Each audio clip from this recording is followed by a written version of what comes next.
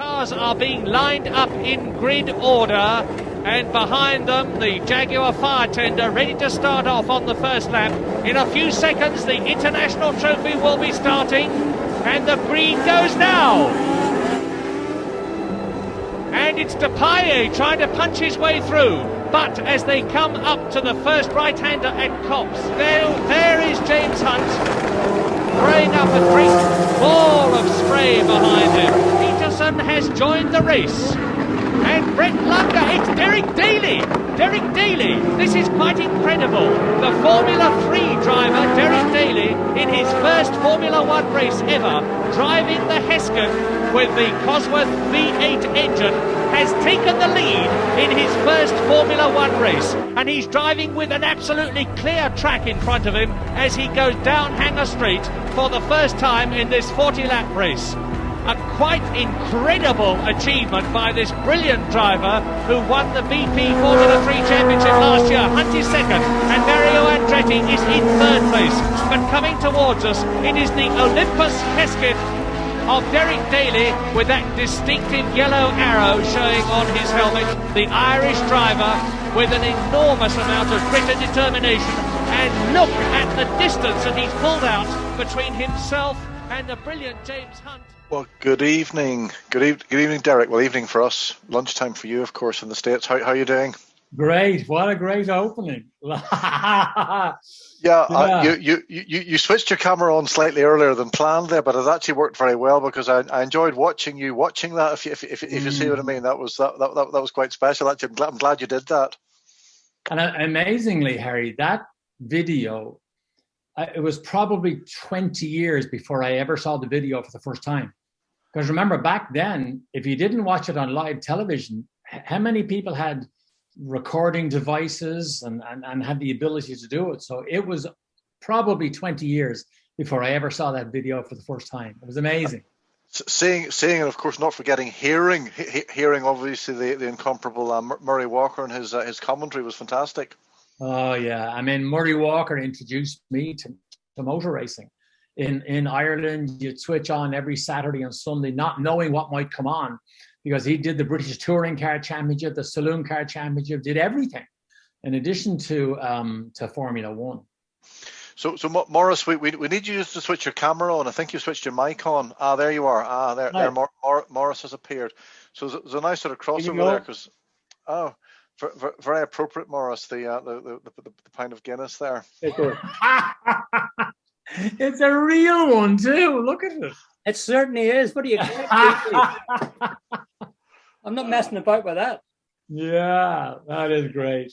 Good to see you, Maurice. And you, DD, how you doing? Yeah, I'm good. I'm very good to see you.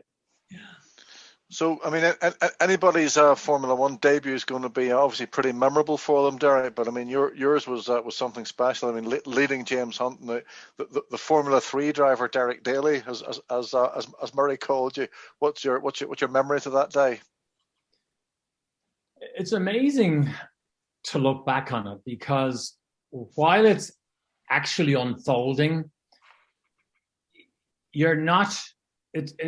I know it's hard to believe, but it's hard to be present in the moment because there's so much happening. So you don't actually remember, every millisecond like I do in other situations. But I mean, when the rain came, we always thought it was the great equalizer, and for whatever reason, I went well in the rain.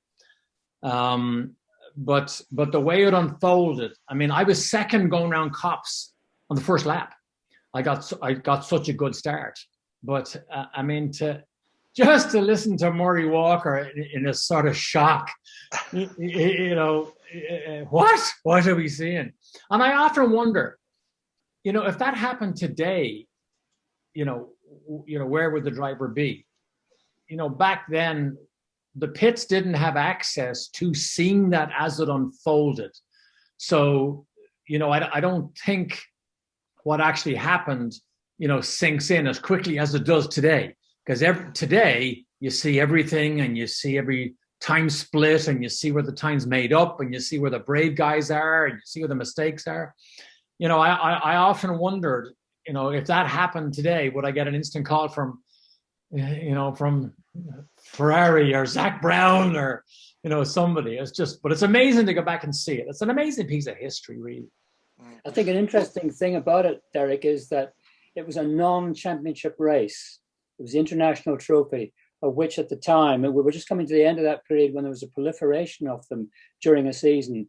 And it was a great occasion for guys like you to get a chance, because the field would not be perhaps, it wouldn't be a full Grand Prix field, and it would be a good chance for you to show, and then it rains and off you go. And Maurice, we've had many a laugh over the years, but that was sponsored by the Daily Express, if you remember. Yeah. So there was a lot of Irish people went over there to support me. And right before the race, two of them, Larry Mooney and Don Cassan, went out and robbed one of the Daily Express banners that was on the side of the racetrack.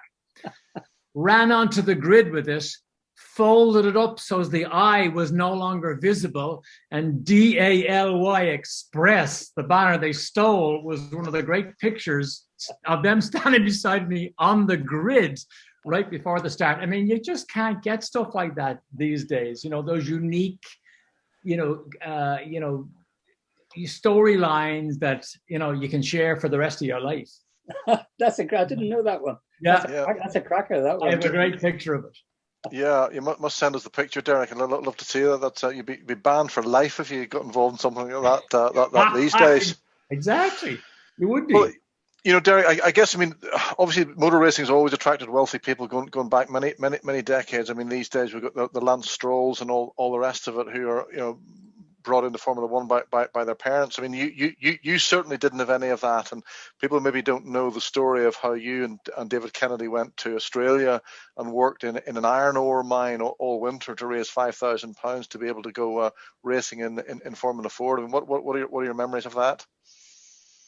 Those memories are pretty clear, and actually it started for me. You talk about, we had no motor racing background at all. My dad sold vegetables out of a corner, a grocery shop. But I was walking home from school one day, 12 years of age, walking home, and suddenly there was this big green racing truck parked in our neighborhood with Sidney Taylor Racing written on it. And Sidney Taylor's sister happened to live in our neighborhood, bought her groceries from my dad, and was in there that day. And my dad said, "Oh, there's a racing car in there." And she said, you can bring Derek, your son, 12 years old, over at 7:00 tonight, and we'll show him the racing car. And then my dad said to me, he says, "I'll bring it to see it race tomorrow." It was racing in a place called Dunboyne, a small village on the outskirts of Dublin. And that, when my dad brought me to that race, it was typical old Irish village. You sat on a grass bank. The cars went whizzing by. And I remember the noise and the sound and the speed and the smells and everything, because that was the day that changed my life. I told my dad right there, I said, "I'm not to do. I'm going to be a professional racing driver." Now, remember, Ireland didn't even have a racing circuit at that stage. So that was a bit of a stretch. But I remember that so clearly. And then the only way to start, go-kart racing was not an option for me, because I had to buy an expensive go-kart. It might have been, £600 or £700 back then. That wasn't an option. And so I started off in stock car racing, which is, people explain, well, what's stock car racing? It was very much, demolition derby type bangers in our day, until you mentioned, myself and David Kennedy said, "How do we make this legit? How do we actually get a proper racing car?" And that was when the wild idea was, well, what about going to become a labourer in the iron ore mines of Australia? And we had two options, actually: iron ore mines in Australia, or the Alaskan oil pipeline was just coming online. To go to Alaska, you had to pay $1,000 for clothing to keep you warm so you wouldn't die. And they took it out of your pay packet every 2 weeks, right? In Australia, you just had to cut the sleeves off your shirt and the legs off your pants, and you were well dressed. That was the decision right there. Off we went to Australia. Yeah, I've nothing against Lance Stroll, but I can't imagine him working in an Australian iron ore mine all winter. Can you? As I say to people, the model is a bit different these days, but the model doesn't have the storylines that we all lived through in those 70s and 80s of a Formula One era. Well, you obviously progressed through the formulae, and Derek Daly, the Formula 3 driver, as Murray Walker described you got then into Formula 2. Now I'm going to hold this up to the camera. Can you see that? That's a little model that sits on my desk. Yeah. And that's the ICI, obviously ICI sponsored Formula 2 March. In which you campaigned in what probably says it on it actually 1979, and obviously that was the springboard to an extent to get you into Formula One. I mean, you'd already raced F1 by then. Now it's a little bit like this is your life, but we've got a chap called Peter Hodgman on the call this evening. Now, Peter was your mechanic in 1979. Do you remember? You better say yes. Do you remember Peter from back then? Yes, I do. Yeah. Yes, of course I do. Peter, do you want to unmute yourself if you're on the call and just sort of say hello to say to Derek, because it's been a long time since you've been. There he is. Look, there's Peter. Just unmute yourself, Peter. Hi. Can you hear me? Yeah, we can hear you, Peter. Go ahead. I hear you. Yeah, you'll probably remember me as Poozy was my nickname, and Yes. that year was a really pretty special year with you driving and Stephen South. I think Ron had actually got some money that year, and it was really good. My only regret is that you went and did 3 Formula One races. I know. Unfortunately, I had to miss 3 of the first 5 races of the season, and it was because of Formula One commitments. I mean, otherwise, I probably had a legitimate chance at winning the championship. But Peter, you bring up an interesting time of missing some of those races. Ron Dennis had a wild idea one weekend that if I didn't qualify for the Formula One race, he was going to try and fly me back in a Harrier jump jet from Zandvoort back to England, I think it was, to do the Formula 2 race. I mean, that was Ron Dennis, who was going to look at every possible option if I was available to get me back to the Formula 2 race. Maurice, you didn't even know that, did you? No, I didn't. No, I never knew it either. Yeah, that's good. And I remember the podium. When you won the race, the last race at Donington, Can you remember who gave you the trophy? I do, John Collins. Collins, yes. Yeah. And amazingly, Ken Tyrrell came to that event. And so before he left, we sat down and he said, what about you coming to run a third car for us in Montreal and Watkins Glen? Because remember, Maurice, the old days when they would run a third car, some of the teams, for young guys like me to put them into the actual environment and see what it was like. But Ken was there. But that was I remember Donington so clearly. Guy Edwards was my manager at that stage, and Guy put the ICI deal together for Ron to run, because I think Ron took over the McLaren the next year, the McLaren Formula One team the next year. So it was a good. I think that might have been Ron Dennis's last race as a Formula 2 team owner. I think it was. No, we still did Chico Serra and Duchesris in 80. Okay. But we were then building the MP41 at the same time. Yeah. They were good days, Peter. They were great days. Yeah. Very good. Yeah, they were. And I hate to say this, but that March was probably the ugliest racing car I've ever raced. Exactly. It Wasn't was it? Terrible. What on earth were they thinking of, that nose cone? Awful. There it is. Yeah. That very front with flat nose. It definitely wasn't a particularly pretty car, was it? For sure. No. It was effective, but not pretty. Exactly. That's a good racing car, though. Okay, Peter. Well, thanks very much for your input there. If you just mute yourself again, that would be great. Good. So really appreciate you coming in there. Cheers. Derek, you had a good win in Mugello, wasn't it, in Formula 2? I mean, that was very impressive. That got you a lot of notice. Yeah, 78 in the ICI Chevron. That's a better car. Yeah. That was the March BMW team were obviously fancied everywhere they went. Giacomelli, Sherrard, Winkelhock, and Gattimugello. Loved the place. I mean, just an amazing racetrack. And it all went well. I was on the front row. I don't think I was on the pole. I was on the front row, got a great start. And it ended up with Mark Sherrard behind me for the whole race. Every corner, I could sneak his nose inside. I would just position the car perfectly. But that was probably one of the most dominant races of my career, Maurice. I don't mean that I was far ahead of everybody, because I wasn't. We were tied together. But I felt I could do anything with the car. I could put it anywhere, drive it anywhere, make mistakes, hit the curb, run off, hit the grass, mow the grass, do everything. And I still had total control. And I can remember going across the line, and Big D, Derek McMahon, who was, a large volume of a man, and he climbing up onto the pit lane. I remember his fist in the air like that, and we had some celebration that night. But if you're going to talk about Big D, Derek McMahon, and significant races, I want to just take you back a further year when you first came to notice of a lot of people in Formula One, and a lot of Formula One journalists, when you won in Austria, the support race in Formula 3. Do you remember that? I do. At the Österreich Ring. Yes. And you talk about things being different at the International Trophy. At that race is an Austrian Grand Prix, and Derek McMahon had brought his caravan into the Formula One paddock. Can you believe that? And you guys were at the end of the Formula One paddock. You win the race. Yeah. And Big D comes wandering down the paddock and says, "You boys have got to come up here and meet this fella, Derek Daly." And I had to get all the journalists up. And he was giving us all beer, and we all met you, and everybody thought, what a fine fellow you were.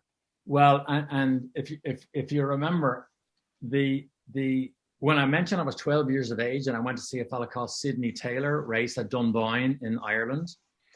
So I do the British Grand Prix F3 race, and it turns into myself and Stephen South had a barnstormer of a race. I was leading, Stephen South was second, and he was actually faster than I was, so I actually had to block him. And I made a slight mistake into Beckett's. He drew alongside me. As we turned left to go down the hangar straight, I knew he was going to try and crowd me out to make me back off. And if I backed off, then the race is over. He was going to win. Well, I didn't back off. And so we came, hit wheels. Stephen South flew up in the air, spun around, and said later that I tried to kill him. The reason I tell you that is I was in tears telling Derek McMahon what happened and pleaded with Derek, we have to go to the Austrian Grand Prix. I can win one of these races, because remember, I had not won a Formula 3 race at that stage. I said, we have to go to the F3 race. Off we go.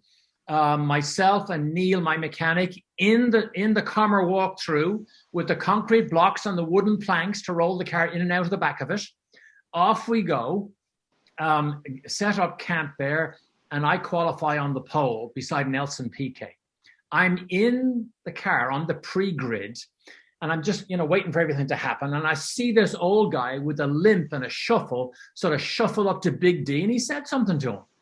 And Big D comes down to me, he says, "Hey, that fella there said, if you win this race, he's going to put you into a Formula One car by the end of the year." I said, "Who was it?" He said, "It was Sidney Taylor." Same guy, when I was 12 years of age, the very first racing car I ever saw, which was a Brabham BT8. Went out, had a barnstormer of a race at Piquet. Piquet led initially, and coming to what's the last right-hander? Is it the Jochen Rindt curve? The Rindt curve, yeah. The old Jochen Rindt curve. Yeah. I was right behind Nelson Piquet. Nelson made a tiny mistake turning in, so just got a tiny bit sideways. I was up the inside of him, went on, won the race, and 6 weeks later, true to his word, I was in a Formula One car. Now remember, that was only 13 months after I was doing Formula Ford in England. I won the British Formula Ford Championship in October 76, and in November 77, I was in a Formula One car, having gone through Formula 2, Formula 3, Formula 2, and Formula 1 in that compressed time frame. It was just amazing. Now, Maurice, let me just add another piece. We were sponsored that weekend by Jim Beam Whiskey. Big D turned the rear wing of the Chevron into a bar to serve everybody who came down the paddock free Jim Beam Whiskey. That's what it was. I remember there was something we had alcohol, and the boys had to go and write their reports, and they were half pissed thanks to Big D. And I can tell you lots of stories, but remember the old days, we stayed in people's homes and in chalets because there wasn't enough hotels around there. So at the end of the night, Big D is drunk. He's singing to everybody in the paddock. We get a lift and get dropped off in this village. We had to walk down the village to wherever we were staying. And Big D singing in the middle of the night. And this old lady opens up this window 2 or 3 stories up and shouts out something at him in German. And of course, he looks around, puts his arms out straight and starts singing and serenades her. Well, she threw a bucket of water over him. And then he began to smell and sniff and rub his hands and realized she threw the bedpan over him. Yeah, I mean, you couldn't make this stuff up. Oh, Big D. There were so many great stories of Big D. So you mentioned going into Formula One, and the first exploits with the Theodore, or with the Hesketh. Right. The Theodore testing a Goodwood, and then the first race was the Hesketh. Yes, which was a difficult way to make your debut, wasn't it? Because you had to go to Long Beach, was it? And then Monaco. I don't remember. Monaco was the last race. Long Beach, there might have been one in the middle somewhere. Might have been, yeah. Anyway, Hesketh folded up, and so I went back to Formula 2. And stayed there, then won at Mugello, as you said, then won the next weekend at Vallelunga. So suddenly I win the 5th and 6th races of the European Championship, and I got a call from Mo Nunn that Jackie Hicks didn't want to drive the Ensign anymore, and would I want to have a run in it. And the first race was the British Grand Prix at Brands Hatch, which was an amazing place to make a Grand Prix debut. And an altogether better proposition for you from the point of view of car, and even though it was a small team. It was just a more compact and better run, wasn't it? I mean, what's your memory of Moton? What's your memory? Such a good car, the Ensign, really good. Yeah. I mean, it wasn't the fastest car, but it was what I would say easy to drive. It was just and Mo Nunn he was a great guy. Good engineer. I mean, could you relate to him? Did you consider yourself fairly good technically? Could you work out what you want to do with the car, or did you? No, I wasn't good enough. Right. I wasn't good enough, and I think that was a bit of a hindrance. I think, Maurice, half the reason why I struggled, quite frankly, I got to Formula One too fast. I never learned about how to engineer or tune or bigger racing cars as I went on, because I literally jumped from Formula 4 to Formula 1. And remember, in those days, you didn't have coaches. You didn't really have you didn't have data. You didn't have a fleet of engineers who could actually read everything, no matter what you said, read everything and sort the car out. So it's very different these days when you have all that support from the data, from the engineers, from the sensors, etc. So you mentioned then Tyrrell took you on for 1980. That must have been a different kettle of fish in that you would have had more liaison with Ken. And oh my God! So I've just started screen sharing, and you can see these two gentlemen there, Derek on the left, Maurice in the middle. If my arithmetic is correct, that's 41 years ago, guys. That photograph was taken. Jesus, that's Well, I mean, we're both in a bit of shock, aren't we, DD, listening to Ken? Because when Ken spoke, you had to listen, no question. Yeah, Ken was a really interesting man. I mean, he was a nurturer of talent, but I think he contained what he really wanted to say sometimes until he just had to have an explosion. And I remember at the Dutch Grand Prix, we were both in the new Tyrrell, the 010, and the car actually handled well, and it was reasonably well balanced, but we were in the back half of the grid. And when I asked myself and Jarier about the car, and we didn't really have major complaints, well, suddenly he erupted into a froth job because he could not grasp process that we could actually have a reasonably good, well-balanced car and not be at the front of the grid. And so, that was the two sides of Ken. Then he would flip back into the nurturing side of him again. But I mean, he was one of the legends. He was one of the great legends of the sport, the great storytellers, great man. That particular race, Derek, was fairly spectacular for lots of reasons. One of which was, as you say, you started from the back of the grid because of a problem with the car. You made up 10 places on the first lap, and you were really going well. And then something happened with the front disc. So tell us the story from then on. Yeah, so this was Zandvoort 1980. This was the first time I actually thought I was going to die in a racing car. I actually, dying was a realistic outcome of the accident that was unfolding. So long straight, 190 plus miles an hour into Tarzan, hit the brakes, going well. And in those days, the brake discs were drilled for lightweight and for cooling. Well, during the course of the race, cracks appeared between the drill holes. A big chunk of the brake disc fell out. I hit the brake pad and it started to shudder as the pads went in and out of this brake disc, the hole that the brake disc now had. And within half a second, the brake caliper broke off the wheel. It broke the front wishbone. The rear left front wheel folded back. And of course, the car was going to sail off the road into the barrier at Zandvoort. And so have you ever heard the term, where your life slows down and goes in front of you in clear video? It was the first time in my life I ever saw that. So I now know I'm going to crash. I remember thinking, well, I hope the team saw what happened here because this wasn't my mistake. And I'm still on the road and the car begins to go into slow motion. And I actually saw myself and my brother when we were about 10 years of age running around the garden at our house at home in the very first pair of jeans that my mother ever bought us.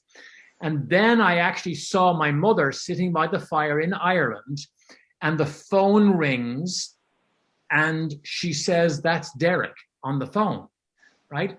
And now the car skipping across the grass, and right before impact, the fear of dying came across me, and I actually felt the pain of my broken legs before I ever had impact.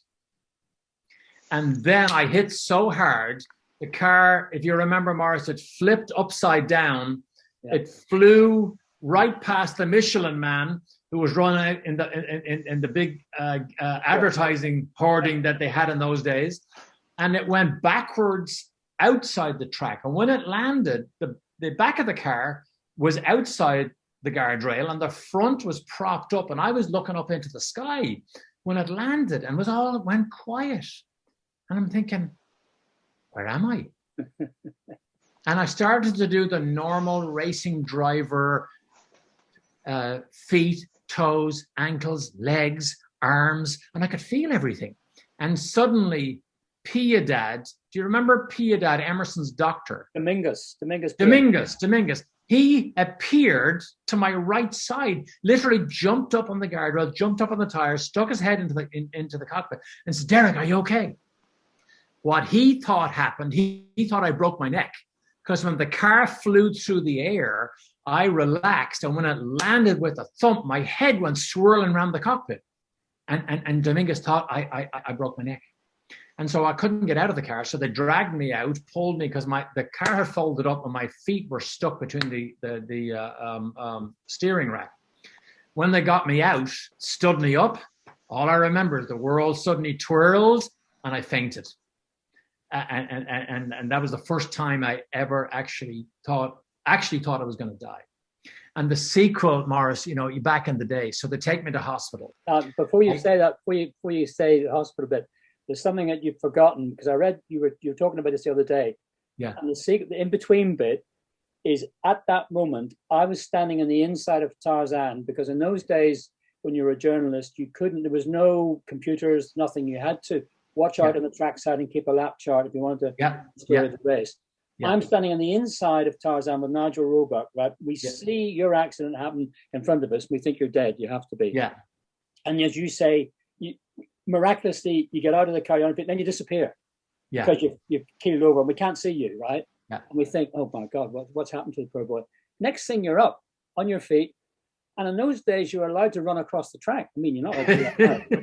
And you crossed the track because you wanted to go back to the pits towards us. And you came over to us and you started telling us what happened. And then you say, by the way, who's leading? And you couldn't believe what you were saying. And you were that color, you were white, mate. You were absolutely white. Yeah. And then you went off because you'd injured your foot. Now carry on. Then you went to the medical center and then carry on. And the amazing thing was, I remember in HD video, every microsecond of the accident unfolding, but yet I don't remember that, because that was when you go into this foggy zone where you're not really present in the moment. But I went to a hospital because I needed stitches on my left leg. I go to the hospital, get whatever and don't. When I came back, Maurice, everybody had left the track and my clothes were thrown in the corner in a motorhome. Nobody cared. Just move on. If he's gone, well, the phone will be ringing and we'll have our seat filled for next year, whoever it was. It was one of those, amazingly cold-hearted times of F1. And if you are okay, well, make your way home as best you can. Yeah, it's surprising in a way because the Tyrrell were quite family, weren't they? I mean, they were a small-knit, close-knit operation, and Ken and Nora running the team. I'm surprised to hear that. I don't know what happened there. Yeah. Well, you also in that year, you two guys collaborated actually. So I have another photograph here for you. So have you seen? You've obviously seen that one before, Derek, because you've signed that. Best wishes to Maurice, Derek. So hey, Mossy, do we both have hair pieces on there? Or? We did, yeah. Look at you. Never mind me. Look at you. My God. Yeah. Where was that? Any idea where that was? That's Monaco, actually. That's the pit lane in Monaco. Maurice Philippe on the left side, is it? Yeah, indeed. Yeah, committed suicide not too long after that. Yeah, that's right. Yeah. Maurice Hamilton was writing my column for the Sunday Press. Was it the Sunday Press? That's a story, Derek. Remember that? Monaco, of course, is where you became airborne again at the first corner. So on that weekend, remember? So I remember. The back, the first corner, and landed on your teammate. My God, tell us a story about that. Remember it clearly. Now, Zandvoort was not my fault. Monaco was 100% my fault. And again, I remember it in such clear, microsecond, frame by frame. I qualified. I want to say I was 12th. I think I was 12th, but I was on the outside for the first corner. And as I sat on the grid, I thought, the safest place would be to the inside. If somehow on the run to the first corner, I could slide into the inside, it would be the safest place to be to drive around Sandbach and go up the hill. And so I would go off the start, everything's screaming and shouting and squealing and tires and rubber. And Patrese was on my right-hand side and he lagged a little bit. And as he lagged, I just looked to see, was there enough room ahead of him for me to go alongside and slot into the right? Well, I'm looking at Patrese when Giacomelli on my left side is on the brakes. I look back, and I mean, this is now microseconds. I look back, see Giacomelli's on the brakes, already know I am going to hit him. I was quite a distance from him, but I knew at the pace I was going, from what I could see, I processed, I'm actually going to hit him. So before I hit him, I said, I'll hit him, I'll brake or bend the front wings, I'll drive straight to the pits, replacement nose cone, and off I go. Happens many times. So I hit the back of him. But instead of just bouncing straight back, his big rear tire, because we had big tires in those days, big rear tire, was like a conveyor belt. So I hit him and he bounced me up in the air. And so as I bounced back down, he's still on his brakes. I bounced down on top of his right rear wheel, which continued to rotate. So now it actually set me up like a conveyor belt. The bottom of my chassis is now rolling up across his rear wheel, and it's pushing me straight up into the air. And then it tipped over onto the nose. And I remember when it went onto the nose, because I actually laid clear, perfect focus on the pebbles of the road, because I thought I was going to land on my head. And I was working out how to scrunch down in the cockpit. But instead of going straight forward onto the roll bar, it fell sideways. Well, it fell sideways, and Prost had just arrived in the McLaren. So it fell sideways right onto his rear wheel. And now it's like a trampoline. It goes boing. So it trampolines me into a half cartwheel, and I arrive out of the sky on top of my teammate Jarrier's front wheel, which again was like another trampoline. So I went conveyor belt, boing, boing, trampoline, 2.5 cartwheels out into the middle of Sainte Devote. I started 12th. I was now running 6th, but I had no wheels that I could use. But here's the funny thing, Maurice. So I jump out, and Jarrier had already gone to Giacomelli and grabbed him by the lapels and was ripping strips off Jarrier for causing the crash. And I'm thinking, oh, I might get away with this. And then I thought, you know what? The chances are there's live television, there's slow-mos, there's everything. And so Balest then runs up to me and starts shouting some sort of obscenities at me, and I was doing everything wrong. Anyway, I go back to Ken and I tell Ken, hey, I'm sorry, that was my fault. He never spoke to me for the next 2 weeks. No. Because, I mean, you know, you don't realize it at the time, but Monaco, to take both cars out. As it happened, Maurice, Candy could never have dreamed that they would get such global coverage. And every year there's a significant anniversary at Monaco, which is, whether it's 20 years, 25 years, whatever it is, guess what video shows up as one of those memorable moments. So it was a historical moment, and Candy got more coverage than they could have ever dreamed about from an incident that was such a simple beginning, but clearly 100% my fault. Yeah, we had to do that column, as you said, and you had an apartment in Monaco at that time, and your mum right above Sainte Devote, and your mum and dad were watching. They saw it happen down below, and then the Monday morning I went up to write the column with you, and I got you to explain what happened. And I remember you said, right, Giacomelli, and you had a box of tissue. You said, you're Giacomelli, and you gave the box of tissue to me. And then you had a Lotus 78 model, and you said, this is me in the racing car. You give the demonstration of what happened, and you give me a description of what you just said. So we had a great column out of it. And, you know, interesting times there, because my mother and father had never been on an airplane in their life. Yeah. And I flew them to Monaco that weekend. First airplane they'd ever been on. Isn't that amazing? Wow. Yeah. So after Tyrrell, you went on to Williams, and Derek, I was up at the Williams factory doing the tour in the museum, and your name is up there. Did you know they spelt it wrong for a while? They spelt it with an E. They had to take the E out. Yeah, so it's not. I think it's now corrected. So I mean, obviously brilliant to have driven for the Williams team, but at the same time, I guess a sort of frustrating year for you. Really, it didn't go as well as you'd have maybe hoped. Yeah, it didn't go well. A lot of it was my fault. And at the end of the year, the US Grand Prix was in Vegas at the end of the year. And, you know, I knew the writing was on the wall. And then I got a call, I don't know from who, to see would I be interested in doing an IndyCar race at Phoenix, which was 2 weeks after the US Grand Prix in Vegas. And I went there, and a Formula One car from 0 to 100 miles an hour was quicker than an Indy car. But an Indy car from 100 to 200 miles an hour was much faster than a Formula One car. And so I thought this was an intriguing piece of kit. And when the turbocharger came on and you had 850 horsepower, there was a real kick to drive these things. And I thought I really would like to do the Indy 500. And literally by accident, on a whim, a bit like how we went to Australia, I arrived in Indianapolis, having done one race in Atlanta, and I thought I want to do the Indy 500, and I'm going to go home. That'll be it. And I never left.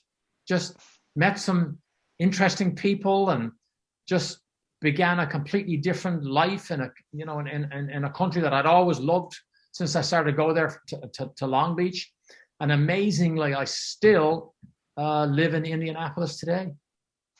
Did you find after Formula One, IndyCar much more accommodating and easier for you to make progress? Was there a big comparison? Yes, yeah, very much so. A different world, and it's the same today. It's the very same today. I mean, Formula One is still the greatest form of racing in the world, with the best drivers in the world, the best technicians, the best engineers, the best development. I mean, everything about it. IndyCar is very much a spec series, but very similar paddock to the old days. Everybody will help you, which is probably not the case in Formula One. Yeah. Sorry, Harry. Just on IndyCar, of course, Michigan. I mean, you had a lot of accidents along the way, and you were very lucky to survive the Zandvoort one, particularly, which we've spoken about. But the one at Michigan, that was horrific, wasn't it? I mean, you were very, very fortunate to survive that. That was a monster. I mean, I tell people I was never hurt. I don't consider getting stitches being hurt, but I was never hurt until Michigan. And the problem with Indy cars in those days is they still have the concrete wall around the outside. So if you did lose control and you were doing 215 or 220 miles an hour, the chances are you're going to have a big crash. And I was lucky. It's a bit of an oxymoron to say you were lucky that you weren't killed, but under normal circumstances I should have been killed, because it was the hardest crash impact a driver had ever survived at that time. But luckily the car, it was an 84 March. It went in so perfectly into the wall that it concertinaed right from the nose and folded up like an accordion right back to my hips. And then it broke off. Without the perfect hit, I may not have dissipated all of the energy the way it did, because it went in so perfectly. And when the front broke off the car, and I'm now strapped to the back of it with my arms and my legs splayed out, because the car is still spinning at 150 miles an hour, trying to throw me out, but I'm strapped in. The car was now about to go back into the outside wall with no front on it. So that's certain fatal injuries. When John Paul Jr. saw the crash and said, I have to miss this, and the only way I'll miss it, he says, I have to go right up close to the wall. And so he goes up close to the wall to miss me. And as I go for a second hit on the wall, he hits me sideways, turns the car around and spins it down to the inside. I mean, just an unbelievable set of circumstances. And then after that, it was I ended up at 19 different surgeries, bone grafting, skin grafting, broken hip joint, pelvis, ribs, double compound fracture of the leg, amputations. But the amazing thing about the circumstances of that accident is, at the end of the year, the IndyCar race was in Vegas. I went in a wheelchair, did an ESPN interview, which is cable television here, and that ESPN interview turned into a 10-year contract. Oh. Suddenly, they wanted to pay me to talk about television while I'm in recuperation. So a whole other career started and was off to the one side. I got back to racing full-time about 2.5 years later, did IndyCar, then fell into the best sports car teams in the business with Jaguar and Nissan. Got back to winning races again, winning Sebring 12 Hours twice. And then after I won that twice, the buzz of winning just wasn't the same. So after winning and realized the buzz wasn't the same, I thought, this is the beginning of the end. And I've already got another career going in television, which went on for another 24 years. So it was just remarkable circumstances that fell in line, all because of the move to America. I mean, I couldn't, I wouldn't. It was amazing. As you're showing to us, Derek, the art of the gift of speaking is very natural to you. But you've actually made another living out of public speaking. You do a lot of that, motivational talking. Do you base that on your racing? What do you base that on? Yes, very much based on the racing. Yeah. And if you think about the sport that we're all involved in, it's exacting human performance that operates under pressure in compressed timeframes. Now, tell me a business who wouldn't want to understand that model today. And then when you lay the foundation that this sport almost killed me, but here's the reasons I went back to it. I went back to it because I never wanted my accident to be the legacy that I would leave. And legacy, we're all in control of the legacies that we leave everywhere. in our homes, in our neighborhoods, in our communities, and in our business. And so it's a real easy connection for me to make to any audience. Would you like to understand this model? And that keynote speaking career, Maurice, went on for, there was almost an 18-year overlap of television broadcasting into that. In fact, I just did 2 in Cancun, Mexico, 3 weeks ago. And unfortunately, I had to stay in the resort for 6 days. Can you imagine that? How rough that was. Oh, you poor soul. Yeah. And I remember one of the very powerful points you make. I've seen some of your motivational speaking. It's a point you just made a couple of minutes ago, Derek, which is that, you know, you talk about the Michigan crash and the multiple injuries and the surgeries and all the rest of it, but you actually, the most important international motor races that you won actually came after the accident. Right. And that was the key. Because when I was 12 years of age, when I told my dad I wanted to become a racing driver, my dad told me 2 things. He said, I'll help you in every possible way, as long as you don't need financial help. I completely understand that. And then he said, remember, you'll always be responsible for the legacy that you leave in the sport, which meant nothing to me until I got hurt. And suddenly it all came into focus, and I couldn't have that be the legacy. So I had to recover. I had to get back racing. I had to do everything possible to get back into a racing car, and I had to become successful, because then I was in control of leaving the sport on my terms, and that would be more the legacy rather than the accident, you know, just kicking me out of the sport.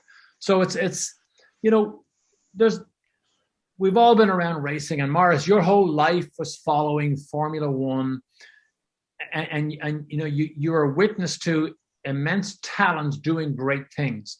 But all of us that got to Formula One, I mean, there's a whole group of us like Warwick and Brundle and Blundell and Johansson and a whole other guy who got there and never won races. But the platform the sport gave us to do a whole variety of things in life and potentially influence other people, I am so grateful for that, because you meet so many people that are friends for life. You get an opportunity to do things that would never have happened but for the sport.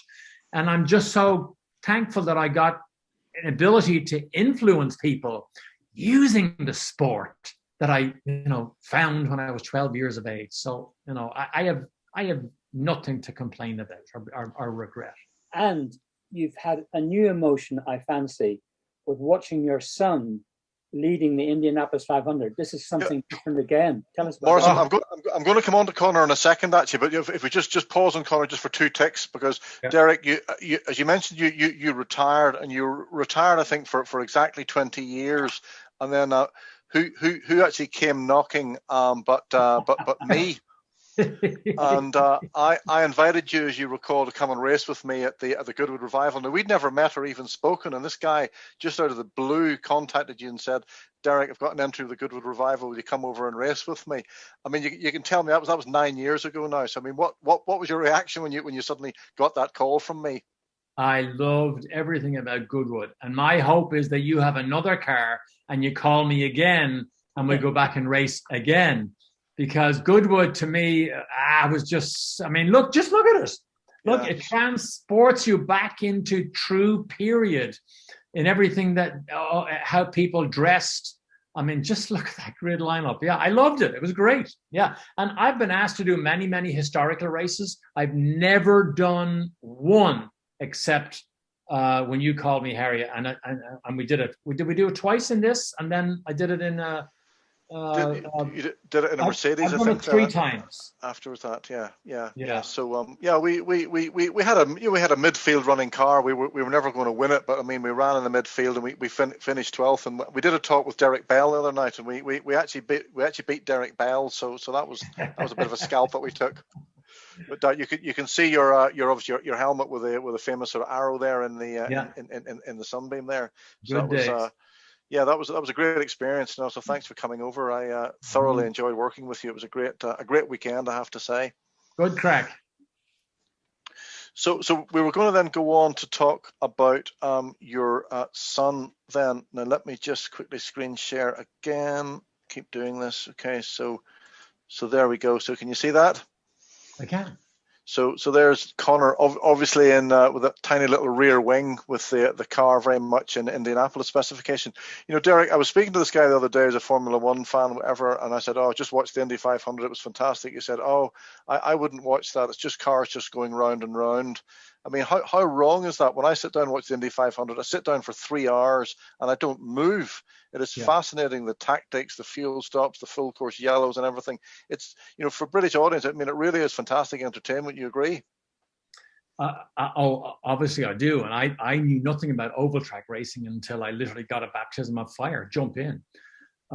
It's the most difficult form of racing, and it can be the most satisfying form of racing, because when you race at 225 miles an hour, and you slipstream and you pull out and you can pass and somebody else passes you, it's what you imagined racing would be, side by side. And that's what they have at Indy. I mean, the sheer velocity of these things, when you stand anywhere close to the outside safety fence, and the velocity of these things when I go by, I mean, it absolutely takes your breath away.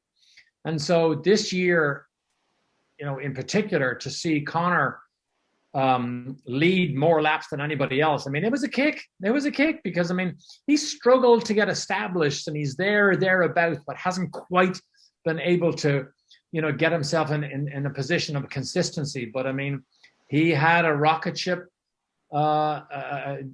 this year there, and it was just, you know, and when I go to watch this, I put my headset on, I have the radio broadcast and I have Connor's broadcast, and I stand by myself. I don't want to talk to anybody. I don't want anybody to prod me and ask questions.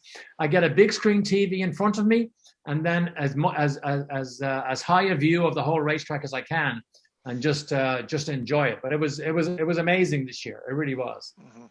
And Ed Carpenter Racing is obviously pretty good, but it's not really one of the front-running teams. And I guess obviously the hope is that Connor can progress to Ganassi or Penske or whatever. Is that the sort of the dream, I guess?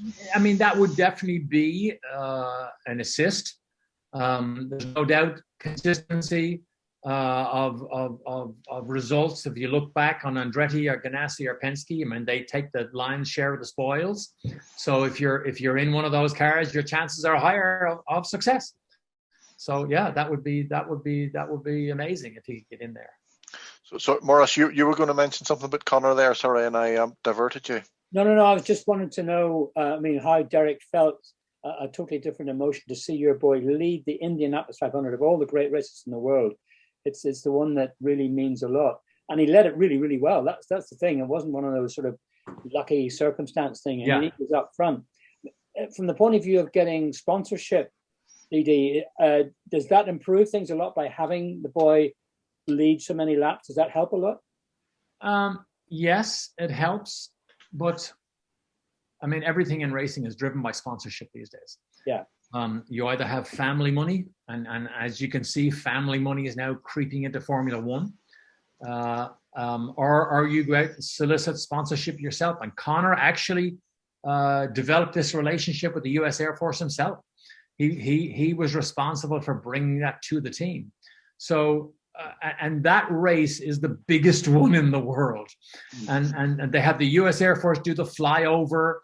And a couple of years ago, the first female fighter pilot in the U.S. Air Force was on the grid beside him.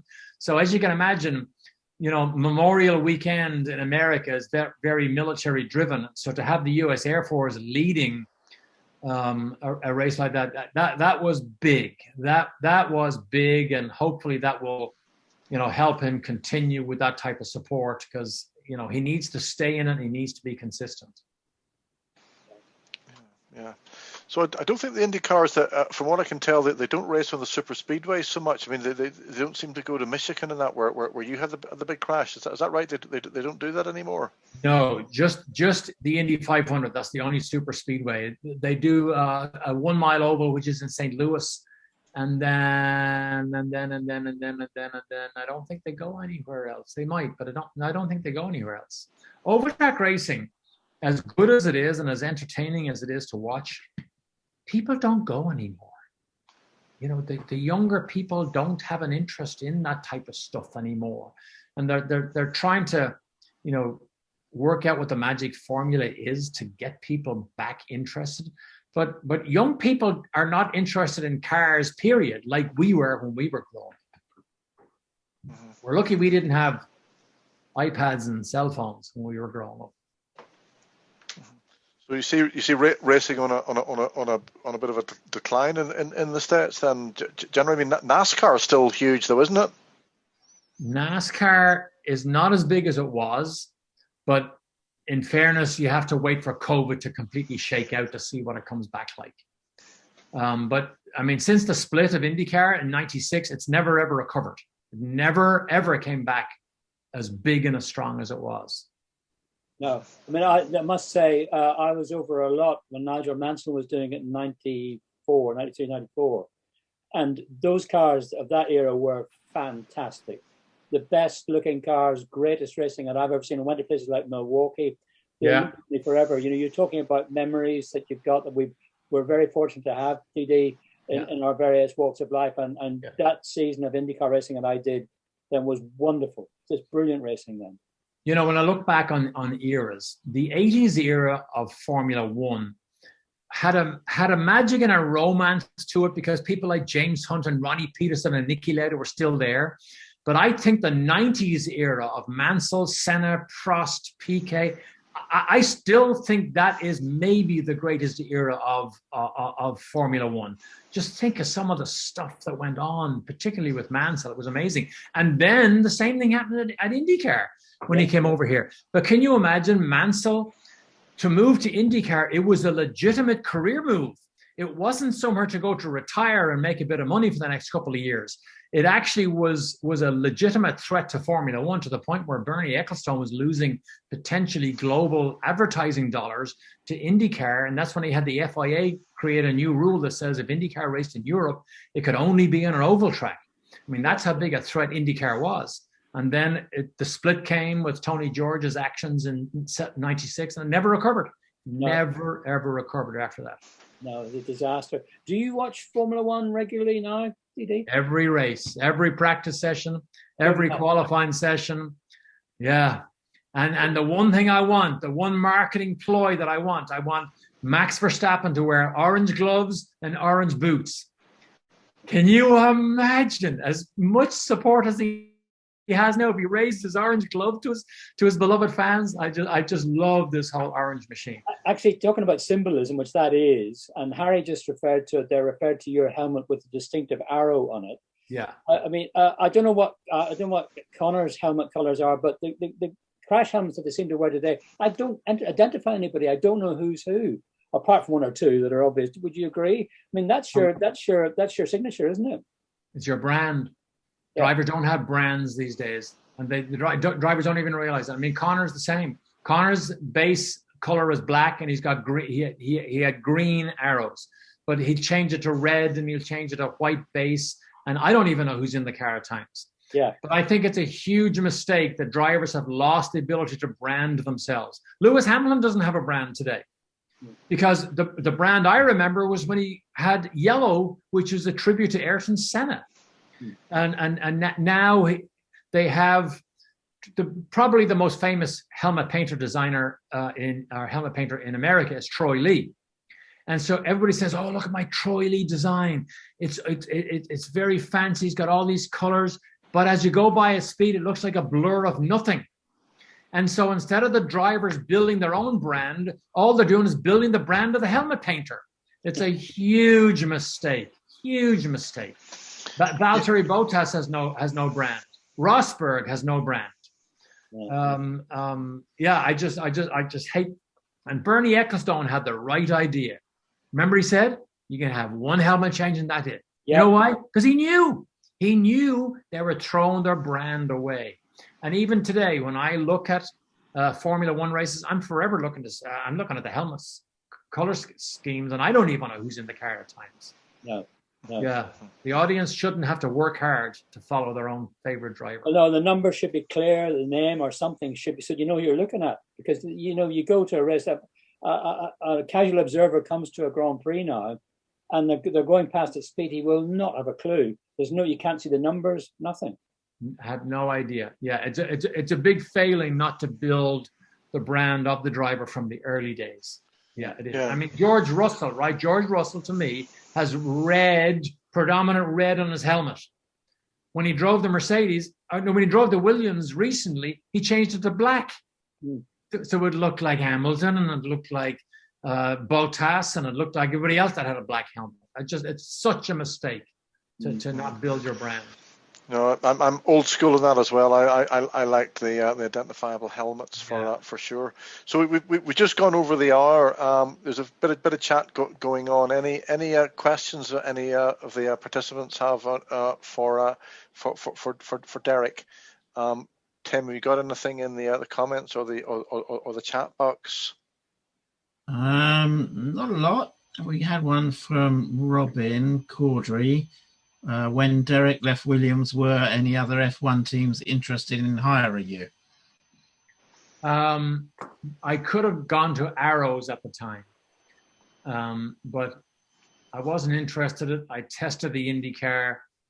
I got divorced at the end of that year, and I just wanted a complete break and a change, and America was where I was going to get that. So it was a no-brainer to move to America. Anything else from you, Maurice? I mean, we normally wrap up around about the hour, but no, just to say, well, getting back, can I just ask you, Derek? You watch every Grand Prix and every practice session and so on.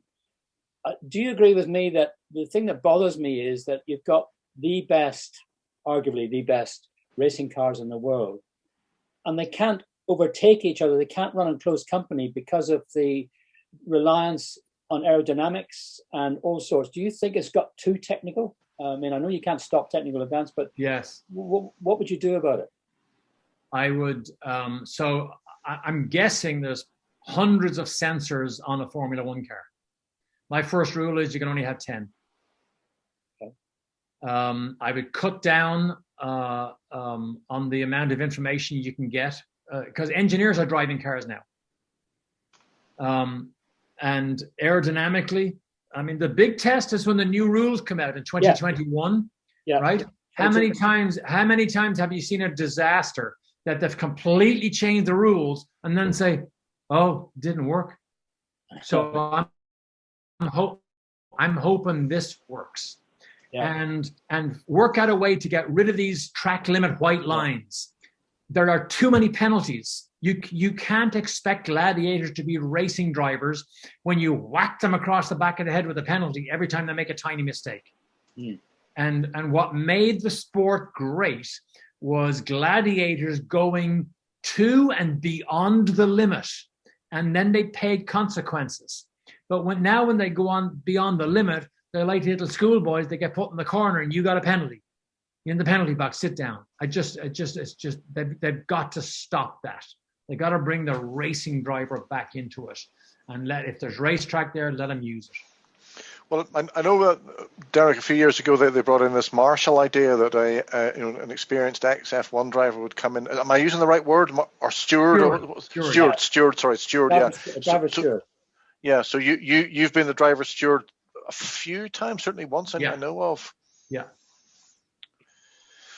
And you obviously weren't in favour of, as you've just said, imposing too many penalties for relatively minor transgressions. Right, and now, of course, now every team is policing every other team. So the steward has his job, but he's pestered because every team that sees an infraction says, we want a penalty against that team there. And guess what that team does the next time it sees this team? We want a penalty on him. So now they're just back and forth, just killing each other. And killing the sport. I'm sorry, let them race. Well, they're the best drivers in the world, and you're insulting their intelligence in a way by saying you can't do this. I mean, if you want to run around the outside of another guy, there's a risk element involved, but you're an experienced driver. You know what you're doing. You're taking it on. If it doesn't work, too bad. Listen, if the car isn't on the inside, if you try and run around the outside of a corner, you're going off anyway, even if there isn't a car on the inside. But listen, let me just tell you something. When Max Verstappen lost his podium position for passing Kimi Räikkönen on the last lap of the US Grand Prix in Texas 3 or 4 or 5 years ago, Every American yawned and says, "You gotta be kidding me. What a bunch of pussies. They're not even allowed to race." That's a bad taste to put in the Americans' mouth about what Formula One racing was all about. And Max, what did he say when they penalized him? Just walked away. He said, "Oh, well, that's the rules." It's not the rules. Swing at somebody. Whack them. The Irish when you're coming out, Daly. Yeah. Well, I was going to say like James Hunt. He felled a few people in his career occasionally, didn't he, as well? At Watkins Glen, I remember one time. Yeah. Yeah. Great days. Well, Derek, just one final question. Going back to the early part of your career, I've got a question about emerging Irish drivers. I mean, you were part of an absolutely golden Irish era, really, weren't you? I mean, David Kennedy, Bernard Devaney, Trevor Templeton, all those guys. I mean, Maurice, you knew all those guys as well. I mean, but it's not the case these days, though, is it? No, Tommy Byrne, Eddie Irvine, and of course we all followed in the footsteps of John Watson. I mean, Watson was the hero to all of us because, you know, we saw him, you know, he was the first guy that became an international racing driver. And there isn't the pool of talent over there anymore. It certainly doesn't seem to be. And I don't know why it goes in cycles. You know, maybe the distractions are so much these days that the pool is going to be smaller anyway. But I mean, I'd love to think that down the road somewhere there is, you know, a 12, 13, 14-year-old somewhere in Ireland who has a dream to maybe do something like that. And, you know, maybe some of us could get behind them, but I don't see it. I don't see it right now. No, not for the present. Talking about Ireland, Derek, I'm really impressed. You haven't lost your accent at all. Unless it's talking to us, it's brought. I'm faking it. I'm faking it for you. All right. Well, I mean, in television broadcasting, like when I lived in England, I lost a bit of it because you sort of bend so people didn't say to you, "What did you say?" And then I come to America and you bend a little bit. But my significant other is from Ireland, and that sort of straightens you out a little bit. All right.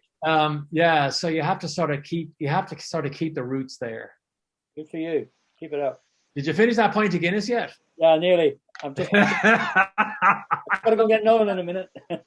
Yeah, well, maybe that's a good note on which to wrap up. We've gone just over the hour, so thanks very much indeed, Derek. It's been highly entertaining. Thank you very much indeed, Maurice, as well for your questioning and your insight, and thanks very much to all of the participants there. I see various people in the comments are thanking us for the event this evening. So yeah, very entertaining, Derek. So you and me and Maurice will stay on a little while, but as the delegates will gradually leave now as the event ends. Okay. And thanks for everybody at Brooklands for arranging this, because this is great. I mean, you almost have your own live television show.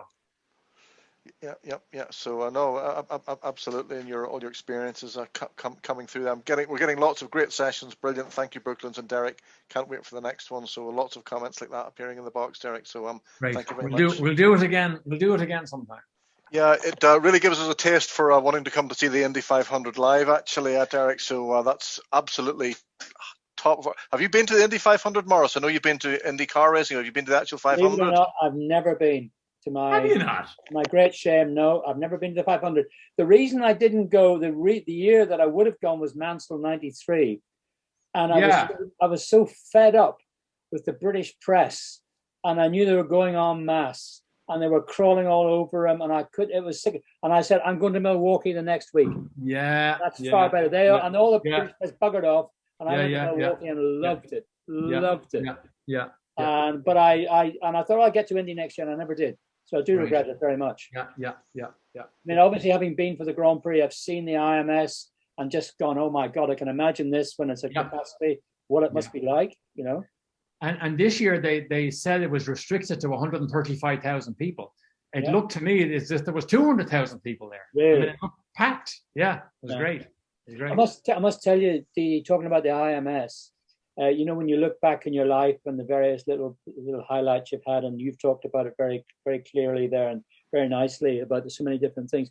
One of the things that I will never forget ever was the 2001 US Grand Prix at the IMS, which was 17 days after September 11. Yeah. It was the first public gathering in the United States since then. Yeah. And it was one of the most emotional days I think I've ever spent at a racetrack. Yeah. Yeah. Forget the racing. Just being there that day. The pre-race ceremonies are the best in the world. It was amazing. They had the choir singing and all. Oh my God, the hairs were standing up. You know. You do now, actually, as we talk about it. You know, just. I love that part of Indy all the time. Yeah, love it. Yeah, I can see why. Yeah. I can see why. No, it's great. I can. Yeah, I will get there. And I love it. IndyCar racing is brilliant. It's so good. It is. Because they're passing. They're overtaking. Yeah. Do you remember overtaking? Remember overtaking Formula One, you know? Yeah. I mean, DRS, for God's sake, they've got to get rid of that. That's a joke. But they just go boom. And there's no, for me, overtaking has to be on the edge, you know? Yeah, but you be over the track limits. Oh, sorry. You can't do it. Yeah, but you know, again, going back to my comment earlier on, people say they're just going round and round. But I mean, Helio Castroneves, that pass that he did for the lead, I mean, that was just fantastic. Dropping down on the inside, completely caught him napping, took the lead. I mean, that was a fantastic pass.